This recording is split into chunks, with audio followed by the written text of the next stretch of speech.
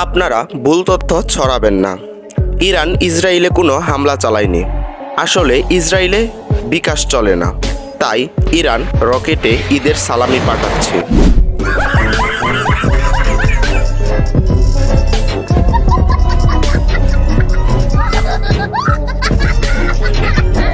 যখন ইসরায়েল আমাদের মুসলমান গাজাবাসীর উপর হামলা চালিয়েছিল, তখন তারা আনন্দে মেতে উঠেছিল। কিন্তু এত শক্তিধর ইসরায়েল এখন ইরানের কাছে হাতজোড় করে হামলা বন্ধ করতে বলছে।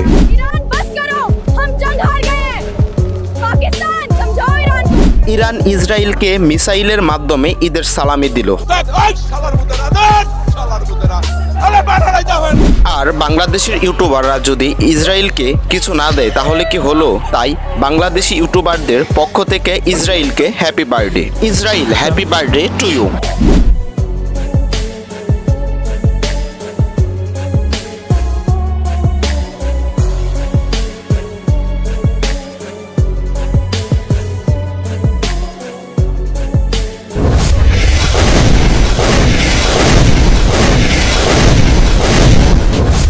ওরা আমাদের ইসলাম ধর্ম শেষ করে দিতে চায়। মূর্খের দলগুলো হয়তো জানে না ইসলাম না থাকলেই আল্লাহ তাআলা এই পৃথিবীটাই রাখবে না। আপনি যদি ইসরায়েলের বর্তমান অবস্থা সম্পর্কে জানতে চান তাহলে এই ভিডিওটি দেখুন।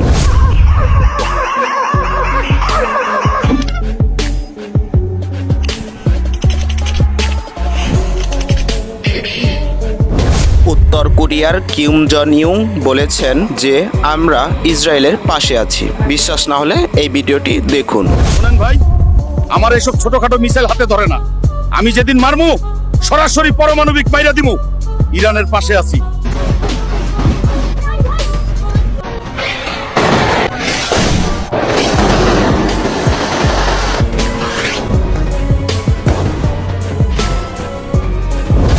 পাগলা কিন্তু আসলেই তিতামিটা বুঝে না, তাই পাগলাকে কখনোই জিলাপি দেওয়া যাবে না।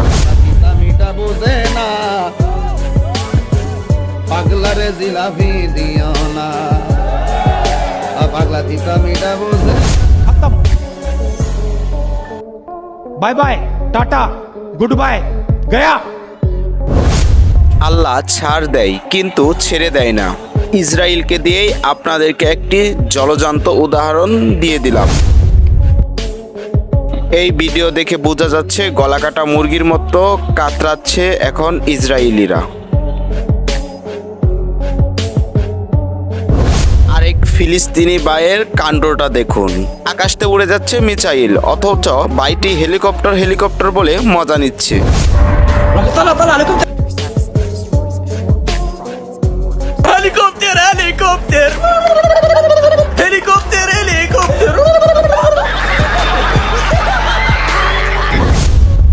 বর্তমানে বিশ্বের মানুষ ইসরায়েলকে কত ভালোবাসছে এই ভিডিওটি না দেখলে আপনি বুঝতেই পারবেন না।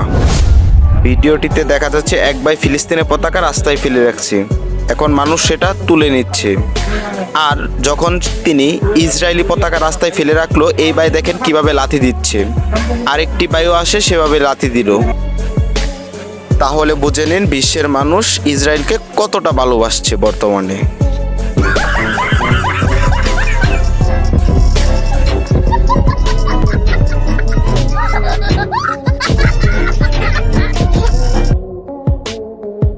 ইসরায়েলি সেনা সদস্যের সাথে সাধারণ জনগণের যদি ব্যবহারটা দেখেন তাহলে বুঝতে পারবেন দুনিয়ার মানুষ ইসরায়েলি মানুষদেরকে কোন চোখে দেখছে।